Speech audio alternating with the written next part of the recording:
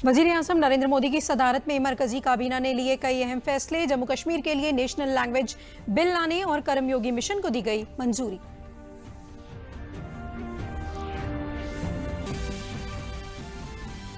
लोकसभा का मॉनसून इजलास 14 सितंबर से होगा शुरू। 1 अक्टूबर तक चलने वाले इजलास में किए गए हैं खास इंतजामात। इस मरतबा पार्लियामेंट इजलास में नहीं होगी कोई तातील और न ही वक्फे सवाल।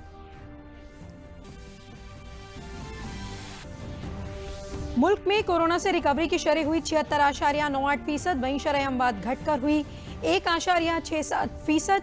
मुल्क में अब तक 4 करोड़ 43 लाख से ज्यादा नमूनों की गई जांच। अनलॉक निजाम का जायजा लेते हुए वजीर आला योगी आदित्यनाथ ने कोरोना टेस्टिंग पर दिया जोर। कहा, रोजाना 1,50,000 टेस्ट किए जाएं। कानपुर, वाराणसी, प्रयागराज और गोरखपुर में टेस्टिंग बढ़ाने की हिदायत। आदाब, मैं हूं दीबा हाशमी और अब खबरें तफसील से।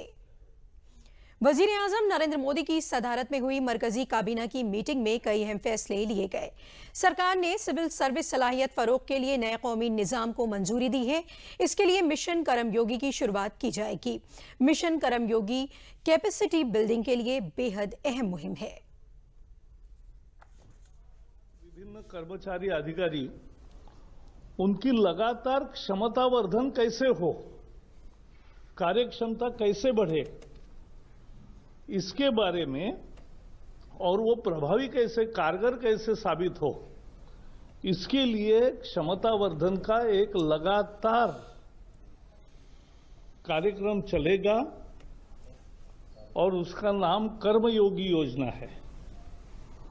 तो ये एक बेहद ही महत्वपूर्ण सुधार है और 21वें सदी का सरकार के मानव संसाधन का सुधार का एक बहुत बड़ा ये सुधार कहला जाएगा और लोगों की अपेक्षाओं पर खरे उतरने वाले अधिकारी तैयार करना इसका मूल मकसद है। काबीना की मीटिंग में पार्लियामेंट में जम्मू कश्मीर के लिए नेशनल लैंग्वेज बिल लाने को मंजूरी दी गई, जिसमें उर्दू, कश्मीरी, डोंगरी, हिंदी और अंग्रेजी को सरकारी जुबान बनाया जाएगा। We have decided to introduce in Parliament Jammu and Kashmir Official Languages Bill 2020, in which 5 languages, Urdu, Kashmiri, Dogri, Hindi and English, will be the official languages. This has been done based on the demand by the people. इन फैसलों के अलावा सरकार ने 3 MOU पर मोहर लगा दी है, जिसमें जापान के साथ अशिया, कानूनी वजारत का फिनलैंड के साथ, जदीद तवानाई का डेनमार्क के साथ मुआहदा किया गया। के साथ वस्त्र मंत्रालय का MOU हुआ क्वालिटी इवैल्यूएशन के लिए। खनन मंत्रालय का फिनलैंड के साथ एक समझौता हुआ है और नवीन ऊर्जा रिन्यूएबल एनर्जी मिनिस्ट्री का डेनमार्क के साथ एक समझौता हुआ है। वो भी समझौते देश के लिए महत्वपूर्ण है। पार्लियामेंट के मॉनसून इजलास की तारीखों का ऐलान किया जा चुका है। 14 सितंबर से पार्लियामेंट का इजलास शुरू होगा और 1 अक्टूबर तक चलेगा।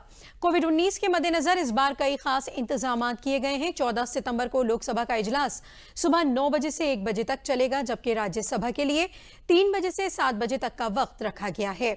बाकी दिन राज्यसभा 9 बजे से 1 बजे तक और लोकसभा 3 बजे से 7 बजे तक चलेगी। इस मर्तबा पार्लियामेंट में वक्फा सवाल नहीं होगा। साथ ही निजी बिलों के लिए दिन मुकर्रर नहीं किया जाएगा। पार्लियामेंट के मॉनसून इजलास के दौरान कोई हफ्ते की छुट्टी नहीं होगी। इजलास 14 सितंबर से 1 अक्टूबर तक हर रोज चलेगा। कोविड-19 के मद्देनजर सभी मेंबरान पार्लियामेंट से अपील की जाएगी कि वो अपना कोविड टेस्ट कराएं। इसके अलावा पार्लियामेंट अहाते में सैनिटाइजेशन का इंतजाम किया जाएगा।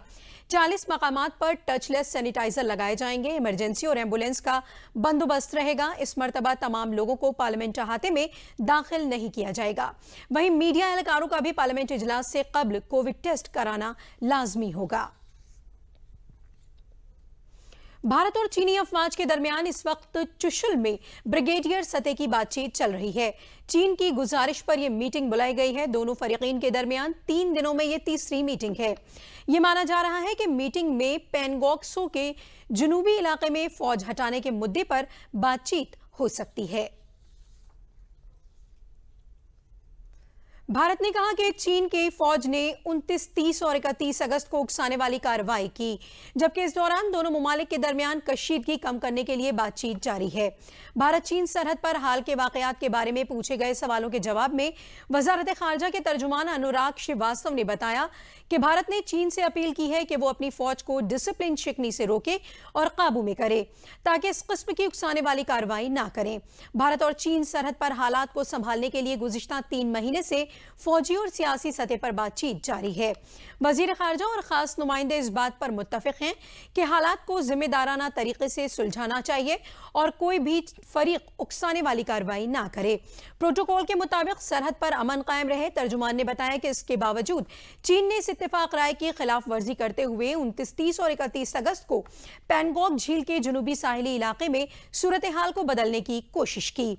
भारत ने इस कार्रवाई का जवाब दिया और मुल्क के मफादात के तहफ्फुज़ के लिए लाइन ऑफ एक्चुअल कंट्रोल के पास हिफाजती कार्रवाई की। भारत ने वक्त पर कार्रवाई कर चीन की साबिका सूरत हाल बदलने की कोशिश को नाकाम कर दिया। भारत में कोविड-19 से जंग में सरकार की कोशिशों के जरिए मुल्क में कोविड-19 से सेहतयाब होने वालों की शरह 76.98% हो गई है और अब तक 29,01,908 लोग कोविड से शिफायाब हो चुके हैं। लगातार छठे दिन 60,000 से ज्यादा लोग सेहतयाब हो चुके हैं। वहीं अमवात की शरह भी घटकर 1.76% तक पहुंच गई है। ICMR के मुताबिक कोरोना वायरस का पता लगाने के लिए 1 सितंबर तक मुल्क भर में कुल 4,43,37,201 नमूनों की जांच की गई, जिसमें से मंगल के रोज 10,12,367 नमूनों की जांच हुई, यानी 10 लाख से ज्यादा नमूनों की जांच का जो हदफ रखा गया था उसको हासिल कर लिया गया है। सेहत और कुनबे बहबूद वजारत ने कोविड-19 मामलों का उम्र के जुमरे की बुनियाद पर तज्जिया किया है। वजारत ने बताया कि कोरोना वायरस के 54% मामले 18 बरस से 44 बरस की उम्र तक के लोगों के हैं, जबकि कोरोना वायरस से होने वाली 51% मौतें 60 बरस और उससे ज्यादा उम्र के लोगों की हुई हैं। वहीं वजारत सेहत ने कोविड-19 से बचने के लिए तमाम एहतियाती कदम उठाने को कहा है। वजीर आला योगी आदित्यनाथ ने कहा है कि कोविड-19 को काबू में करने में टेस्टिंग का अहम किरदार है। इसके मद्देनजर रियासत में हर हालत में 1,50,000 टेस्ट रोजाना किए जाएं। उन्होंने जिला कानपुर शहर, वाराणसी, प्रयागराज और गोरखपुर में मेडिकल टेस्टिंग में इजाफा करने की हिदायत दी। वजीर आला आज लोक भवन में एक आला सतही मीटिंग में अनलॉक निजाम का जायजा ले रहे थे। उन्होंने कहा कि सभी जिलों में वेंटिलेटर को फाल रखा जाए। इस सिलसिले में आज शाम तक सरकार को रिपोर्ट फराहम कराई जाए। उन्होंने कोविड अस्पताल में डायलिसिस मशीन की फराहमी को यकीनी बनाने की हिदायत देते हुए कहा कि हेपेटाइटिस बी के मरीजों के लिए डेडिकेटेड डायलिसिस मशीन का इंतजाम किया जाए। वजीर आला ने कोविड और नॉन कोविड अस्पतालों में ऑक्सीजन के कम से कम 48 घंटे के बैकअप का इंतजाम रखने की हिदायत दी। उन्होंने होम आइसोलेशन में रहने वाले लोगों से जिला सतह पर और वजीर आला हेल्पलाइन के तवस्सुत से भी उनकी सेहत की मालूमात हासिल करने की हिदायत दी।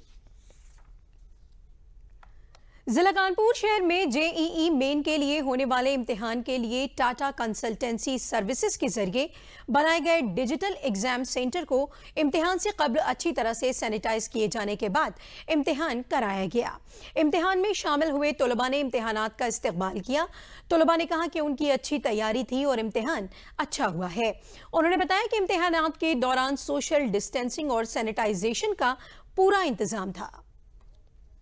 मेरा नाम आदित्य कुमार है। एग्ज़ाम काफ़ी अच्छा था। यहाँ की व्यवस्था काफ़ी अच्छी थी। मतलब एकदम 6 फीट की गैप थी, दूरी बना के, और हर समय सैनिटाइज़ किया जा रहा था हर चीज़ को, और एकदम आराम से एग्ज़ाम हो गया। सब कुछ बहुत अच्छे से अरेंज था और सही फैसला था एग्ज़ाम लेने का, क्योंकि बहुत ज़्यादा टल गया था तो बहुत ज़्यादा प्रेशर बढ़ ही रहा था और फ्लो टूट रहा था, तो सही हो गया एग्ज़ाम। यहाँ की जो व्यवस्था थी बहुत अच्छी थी सरकार का निर्णय बहुत अच्छा रहा जो कि पेपर हुआ। मैं अपने सेल्फ ट्रांसपोर्ट से आई हूँ एंड यहाँ की व्यवस्था ठीक थी, सारी फैसिलिटीज़ सही थी। यहाँ पे गैप बना हुआ था, एक सीट छोड़कर बच्चों को बिठाया जा रहा था, बच्चे भी कम आए हुए थे, तो इस हिसाब से एग्ज़ाम सही हुआ। कोई दिक्कत वाली बात नहीं थी, ना ही कोई डेंजर की बात थी। हमारे बहुत अच्छी फैसिलिटीज़ थे। गवर्नमेंट का जो डिसीजन था अभी एग्ज़ाम कराने का वो ठीक था, क्योंकि अगर अभी एग्ज़ाम नहीं होते तो अब पता नहीं कब सिचुएशन कंट्रोल में होती, इसलिए अभी एग्ज़ाम कराना ठीक था। DZ जोन में आया था पेपर देने, पेपर काफ़ी अच्छा रहा। जो बाकायदा सवाल मैंने प्रिपेयर करके गया था आए थे, और सोशल डिस्टेंसिंग का पूरा मतलब ख्याल रखा गया, बाकायदा सैनिटाइज करवाया गया, मास्क उन्होंने दिए। राम जन्मभूमि अहाते में भगवान राम के आलीशान मंदिर की तामीर की तैयारियों के सिलसिले में आज का दिन अहम रहा, क्योंकि अयोध्या तरक्याती अथॉरिटी 76वीं बोर्ड की मीटिंग में आज राम मंदिर का नक्शा पास कर दिया गया। 2,74,110 स्क्वायर मीटर का लेआउट और तकरीबन 13,000 स्क्वायर मीटर का राम मंदिर का नक्शा पास किया गया है। आज 11 बजे शुरू हुई मीटिंग में तरक्याती अथॉरिटी बोर्ड के सदर कमिश्नर SP अग्रवाल, नायब सदर डॉक्टर नीरज शुक्ला, नामजद मेंबर DM अनुज झा और दीगर मेंबरान ने मीटिंग में शिरकत की, जिसमें राम मंदिर का लेआउट नक्शा पेश किया गया। इस पर गौर वखौस के बाद यकराई से नक्शा पास कर दिया गया। 25 एकड़ रकबे में नक्शे की मंजूरी का इख्तियार नायब सदर का होता है, लेकिन उसके ऊपर का नक्शा बोर्ड ही पास कर सकता है। राम जन्मभूमि तीर्थ ट्रस्ट ने राम मंदिर के लिए लेआउट नक्शे के साथ साथ कई महकमों की नो ऑब्जेक्शन सर्टिफिकेट भी दाखिल किए थे। नक्शा पास होने के बाद अब ट्रस्ट को डेवलपमेंट मेंटेनेंस फीस जमा करनी होगी, जिसके बाद मंदिर की तामीर का काम शुरू हो सकता है। अयोध्या जिले का यह पहला मौका है जब नक्शे की मंजूरी के लिए इतनी बड़ी रकम जमा होगी। बोर्ड की मीटिंग के दौरान ही अयोध्या तरक्याती अथॉरिटी के दूसरे कमरे में रियासती सरकार से नामजद एडिशनल चीफ सेक्रेटरी दाखिला अवनीश अवस्थी के KOSD अशोक सिंह और ट्रस्ट के मेंबर अनिल मिश्रा भी मौजूद रहे।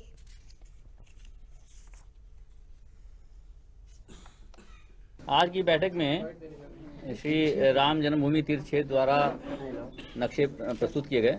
दो तरह का नक्शा प्रस्तुत किया गया। एक तो लेआउट था जो कि 2,74,000 स्क्वायर मीटर का था, और एक था मंदिर का नक्शा जो कि टोटल कवर्ड एरिया उसका था 12,879 स्क्वायर मीटर। तो ये दोनों नक्शे आज यहाँ पे सर्वसम्मति से पास किए गए बोर्ड की मीटिंग में, और इनको नक्शा इसका जो कैलकुलेशन है चार्जेस का, वो कैलकुलेट करने के बाद उनको नक्शा सौंप दिया जाएगा। तग़ज़िये की कमी से जंग लड़ रहे शामली जिले के 35 गांव अब तग़ज़िये की कमी से निजात हासिल कर चुके हैं। तग़ज़िये की कमी से बच्चे की क़ुव्वत मदाफ़ियत कमज़ोर हो जाती है और जहन पर बुरा असर पड़ता है। नमूना डायरिया समेत कई बीमारियों का खतरा पैदा होता है। जिले में 985 आंगनबाड़ी मरकज़ हैं। इन पर पैदाइश से 5 साल तक बच्चों का वजन करने और तग़ज़िये की कमी की शिनाख्त की जाती है। 5 साल तक के कुल बच्चों की तादाद 90,403 है। जिला शामली के 35 गाँव को तग़ज़िये की कमी से निजात दिलाने का हदफ रखा गया है। फिलहाल कोरोना की वजह से सरगर्मियां रुकी हुई हैं। हालांकि ताकत बख्श ग़िज़ा वक्त पर तकसीम की जा रही है। हफ्ते में 2 दिन टीकाकारी भी होती है और टीकाकारी के लिए आने वाले बच्चों का वजन लिया जा रहा है। जिला प्रोग्राम अफसर संतोष कुमार श्रीवास्तव ने बताया कि तरक्की अतफाल के साथ साथ दीगर महकमों की मुश्तरका कोशिशों से जिले में कुल बहुत ज्यादा तग़ज़िये की कमी के शिकार बच्चों की तादाद में कमी आई है। ग्राम को चिन्हित किया गया था जो कि सुपोषित घोषित हो गए हैं।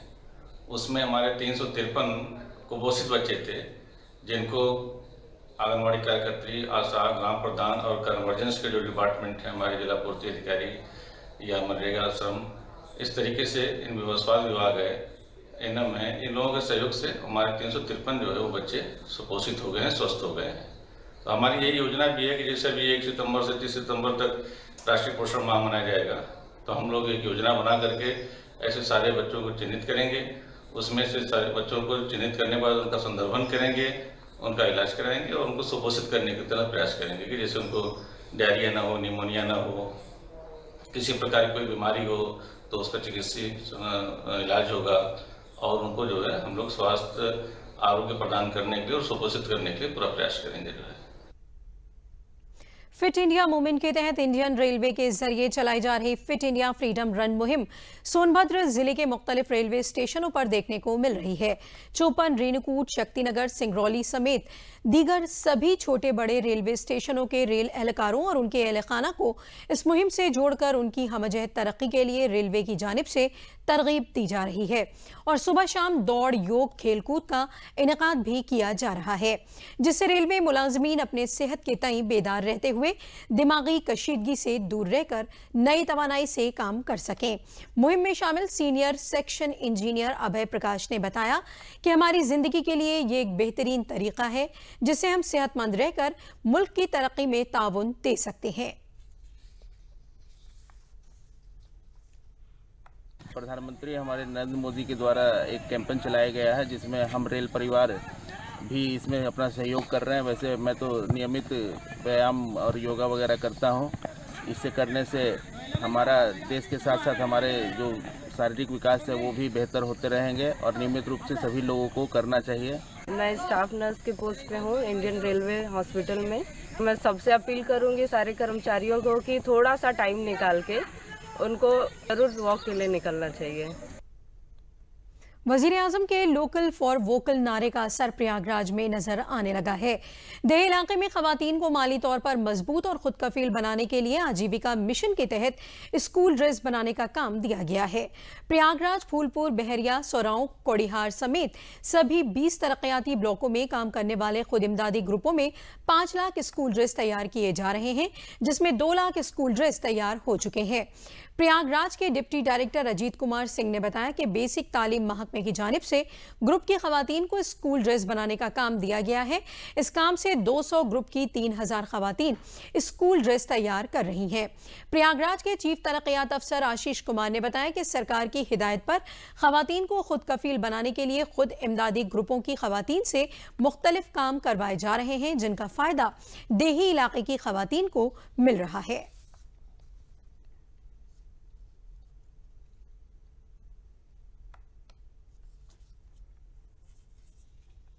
हमारा प्रयास है कि हम उस लक्ष्य से भी ज़्यादा काम करें और अभी 5 लाख का लक्ष्य हम लोगों ने एक टारगेट करा है और लगभग 2000 स्कूलों में स्कूली बच्चों की स्कूल ड्रेस का निर्माण का हम लोगों ने लक्ष्य निर्धारित किया है। उसमें अभी तक हम लोगों ने 2000 महिलाओं को अपने नेटवर्क में लेते हुए, जो हमारे नेटवर्क्स में हैं, उनको ये टारगेट दे दिया गया है। स्कूल ड्रेस में सिलाई में वो काम कर भी रही हैं। कर्मा है, मैं कपारी के रहने वाली हूँ। मैं स्वयं सहायता समूह से जुड़कर सिलाई का काम कर रही हूँ। बैंक ऑफ बड़ौदा RCT से ये कार्य हम लोगों ने सीखा है सिलाई का। ये जो रोज़गार मिला है हम लोगों को, इससे बहुत आमदनी हो रही है, बहुत अच्छा लग रहा है हम लोगों को। जो समूह में जुड़े हम समूह की वजह से इतना रोजगार मिल रहा है और समूह की वजह से हम लोग इतना आगे बढ़ रहे हैं और लेडीज़ों को इतना जागरूक किया जा रहा है समूह के द्वारा। बताइए किस तरह से काम कर रहे हैं, कैसा लग रहा है काम करते हुए? सर हम लोग को काम करके सर अच्छा लग रहा है। सर हम लोग बेरोजगार थे, हम लोग को रोजगार मिला, हम लोग कर रहे हैं काम। ऐसे बहुत सारी योजनाएं आती रहेंगी, हमें समूह में जुड़ने से बहुत लाभ होगा, कुछ न कुछ काम मिलता ही रहेगा। हमें बहुत अच्छा लग रहा है, इतना हम खुद से ये काम से सिलाई का कार्य मिला है हम लोगों का, इतना हम लोग खुद से, इससे हमारा घर परिवार चल रहा है। हम लोग बहुत हम लोग प्रदेश सरकार का माननीय प्रधानमंत्री जी के जो आकांक्षा है और हमारे माननीय मुख्यमंत्री जी योगी आदित्यनाथ जी के जो निर्देश हैं, उसमें यही है कि हम प्रदेश में खादी का उत्पादन बढ़ाएं।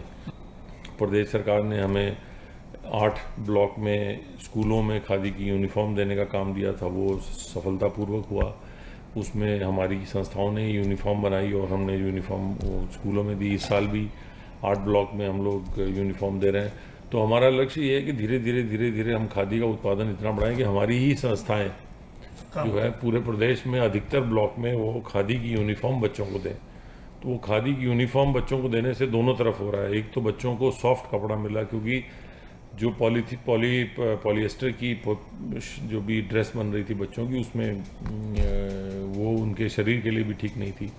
तो पूर्णतः खादी की जो है और पॉली खादी की जो हमारी यूनिफॉर्म बन रही है उनके लिए भी ठीक है, क्योंकि वो गर्मी में भी सीना सोखती है और सर्दी में बचाती है। वज़ीर-ए-आज़म नरेंद्र मोदी ने अपने मन की बात प्रोग्राम में जिस तरह मुल्क की खिलौना सनत को फ़रोग़ देने की बात कही, उससे वन डिस्ट्रिक्ट वन प्रोडक्ट में लकड़ी के खिलौनों के लिए मुंतखब ज़िला चित्रकूट के कारीगरों और ताजरों में काफ़ी खुशी है। शिल्प गुरु का कौमी एजाज़ हासिल कर चुके हैं जहानी गोरे लाल के बेटे बलराम राजपूत खिलौना ताजिर धीरज कुमार और अजय सिंह का कहना है कि यकीनन वज़ीर-ए-आज़म के वोकल फॉर लोकल पर अमल होने से ज़िले में ख़त्म हो रहे लकड़ी के खिलौनों के कारोबार को जगह मिलेगी। उन्होंने बताया कि योगी सरकार के जरिए स्कीम में जिले के लकड़ी के खिलौनों को शामिल करने से खत्म हो रहा ये कारोबार दोबारा शुरू हो रहा है। अब चीन से खिलौनों की दरामदाद खत्म करने से हमारे कारोबार को रफ्तार मिलेगी और बेहतर मसनूआत बनाकर मुल्क और बैरून मुल्क में अपनी शिनाख्त बनाने के साथ ही अपनी चीजों को एक्सपोर्ट भी कर सकेंगे।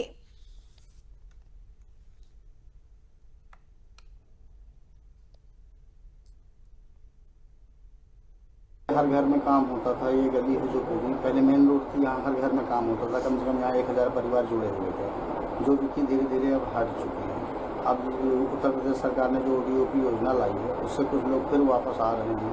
धीरे धीरे काम पटरी पे आ रहा है। फिर मोदी जी ने जो अभी मन की बात में घोषणा की है, इसकी वजह से हम लोगों को काफ़ी उत्साहित हुए हम लोग कि हम लोग अपना काम और बढ़ाएँ। अब धीरे धीरे करके हम काफ़ी परिवार 400 परिवार लगभग फिर वापस आ चुके हैं। मोदी जी ने कहा कि देखिए खिलौनों के बारे में तो इससे काफ़ी आशा लग रही है कि खिलौनों उद्योग फिर से एक बार जो है उतने कगार पर है। प्रधानमंत्री मोदी जी ने मन की बात कार्यक्रम में जो लकड़ी के खिलौना उद्योग पे बोला, उससे हम कारीगरों में एक विशेष प्रकार का उत्साह जागृत हुआ है।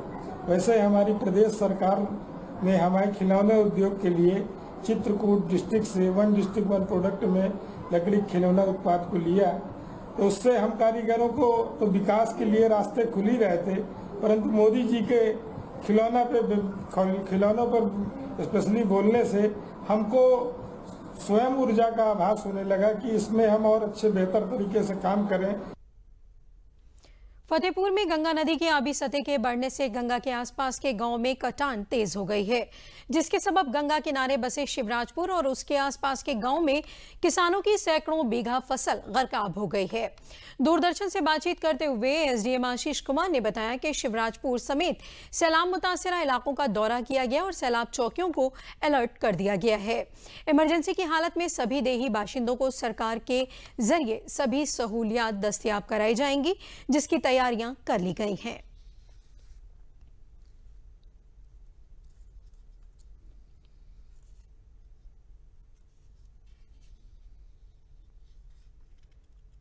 हमारी तो फसल कम से कम 5-6 बीघा हमारी गई है और नुकसान बहुत हो गया है। जल स्तर बढ़ता जा रहा है और हम लोगों की समस्याएं बढ़ती जा रही हैं, तो हम लोगों को पुनर्वास की व्यवस्था की जाए और कहीं ऐसी जगह से सुचारू रूप से व्यवस्थित किया जाए कि हम लोग जो हैं सुरक्षित रह सके।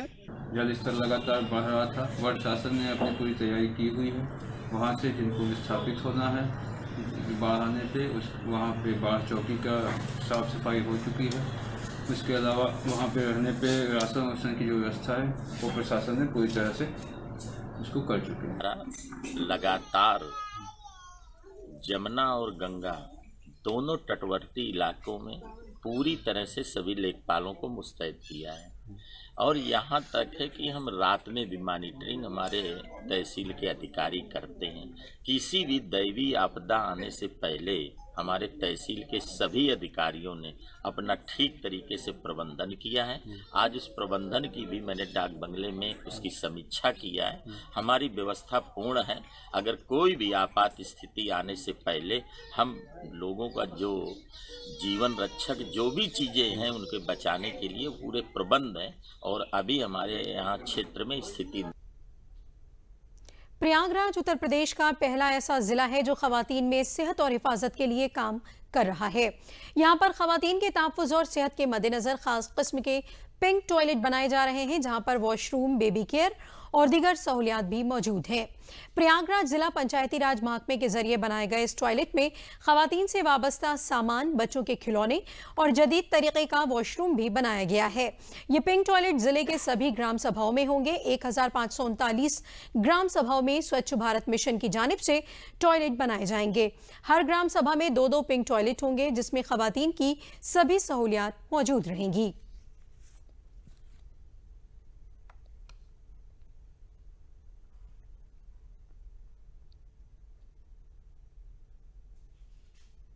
कि बन गया, बहुत अच्छा है। ये गांव में सुविधा नहीं रहने बहुत बढ़िया है, अच्छा भी लग रहा। जो कोई भी देखता कहता बहुत अच्छे आदमी काम करे हैं। शौचालय बना थे तो का कहा थी मतलब औरत जाए बाहर ना जाए, मतलब का कहा थी औरत के लिए बना थे, सब सुरक्षित रहे सबको। तो अच्छा है, महिलाओं को बाहर नहीं जाना पड़ रहा है, गंदगी से बच रहे हैं महिलाएं जो है। लड़कियां नहीं बाहर जा रही हैं, लड़कियां बहुत चीज़ों से बच रही हैं, निरोग जो है हो रही हैं। लड़कियां बाहर जाती हैं, उनको बहुत सारी समस्याएं होती हैं। अब ये बनने से लड़कियों को सुविधा हो गई है। हम कहा चाहता है कि जौन कराए हैं बढ़िया भवा है, जौन है हमारे सबके गांव का विकास बढ़िया हो गया। हाँ, यही अच्छा है, विकास हो और जौन विकास बाकी है सब हो जाए। उत्साह का अंदाजा आप इससे लगा सकते हैं कि प्रत्येक ग्राम पंचायत में इसका काम हो रहा है और सभी स्टेक होल्डर्स ने इसको बहुत ही पॉजिटिवली लिया है, चाहे वे प्रधान हो, सचिव हों, और इसमें सब लोग निर्माण करने में आगे बढ़ के रुचि ले रहे हैं। और अभी तक 250 शौचालयों का निर्माण, समुदाय शौचालय का निर्माण पूर्ण भी हो चुका है और इसके उपयोग की भी उपयोगिता इसकी बनी रहे, इस पर भी हम लोग इसको और का मेंटेनेंस बचा रहे, इसके लिए समूहों को इन्वॉल्व किया जा रहा है और गांव के सफाई कर्मियों को, स्वच्छाग्रही को इसमें इन्वॉल्व किया जा रहा है। ODOP के जरिए हर जिले की मसनूआत को फरोग देने के वास्ते रियासत में बहुत इम्कानात हैं, जिनके मद्देनजर रियासती सरकार ने एक स्कीम बनाई है। ये बात हकीकत में नजर आती है। नई तवानाई के साथ नौजवान चेहरे छोटे छोटे रोजगार के मौके लेकर उठ खड़े हुए हैं। इन लोगों ने गांव की सतह पर काम करने वाले लोगों को भी मौका दस्तयाब कराया है। आइए देखते हैं एक रिपोर्ट। प्रदेश में बहुत संभावनाएं हैं, ये बात केवल कहने के लिए नहीं बल्कि धरातल पर दिखाई देती है। नई ऊर्जा के साथ युवा चेहरे छोटे छोटे रोजगार के अवसर लेकर उठ खड़े हुए हैं। इन लोगों ने गांव स्तर पर काम करने वाले लोगों को भी अवसर उपलब्ध कराए हैं। जब हम बात लखनऊ की करते हैं तो चिकन उद्योग इससे जुड़ा हुआ दिखाई पड़ता है। खादी भवन में ये छोटा सा प्रयास है जिसके माध्यम से इन लोगों ने बड़ी संख्या में महिलाओं को रोजगार दिया है। महिला कैसे स्वावलंबी बने, ये इसका जीता जागता उदाहरण है। लोग नौकरी के पीछे ना भागे, अब लोग कहीं ना कहीं अपना खुद का रोजगार डालें, जिससे कि लोग रोजगार के थ्रू अपना काम कर सके। जिनको आज की तारीख में मतलब कोरोना को देखते हुए ये भी उम्मीद नहीं थी कि हम कुछ करेंगे, और आज की तारीख में वो उस चीज़ कढ़ाई करती हैं, कुर्तों पे, कपड़े, कॉटन के कपड़ों पर कई तरीके से काम करती हैं, जिसके कारण कि हम उनको उसका पैसा देते हैं और उनको इस तरह से उनको रोज़गार मिलता है। यहाँ काम किए तब से बहुत फ़ायदा हो रहा है, अपना घर भी चलाते हैं। इसके पहले जो है हम दूसरी जगह काम करते थे, वहाँ से मुझे कुछ फ़ायदा नहीं था, पैसे कम मिलते थे, 2500 रुपये मिलते थे। उसके बाद से हम छोड़ दिए वहाँ पर काफ़ी। और आखिर में अहम खबरें एक बार फिर। वज़ीर-ए-आज़म नरेंद्र मोदी की सदारत में मरकजी काबीना ने लिए कई अहम फैसले। जम्मू कश्मीर के लिए नेशनल लैंग्वेज बिल लाने और कर्मयोगी मिशन को दी गई मंजूरी।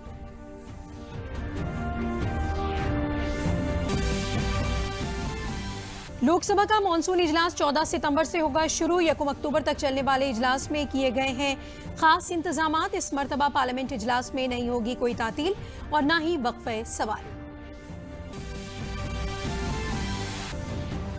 मुल्क में कोरोना से रिकवरी की शरह हुई 76.98%। वहीं शरह अमवात घटकर हुई 1.67%। मुल्क में अब तक 4 करोड़ 43 लाख से ज्यादा नमूनों की गई जांच। और अनलॉक निजाम का जायजा लेते हुए वजीर आला योगी आदित्यनाथ ने कोरोना टेस्टिंग पर दिया जोर। कहा रोजाना 1,50,000 टेस्ट किए जाएं। कानपुर, वाराणसी, प्रयागराज और गोरखपुर में टेस्टिंग बढ़ाने की हिदायत। इसी के साथ खबरें खत्म हुई। दीबा को दीजिए इजाजत। आदाब।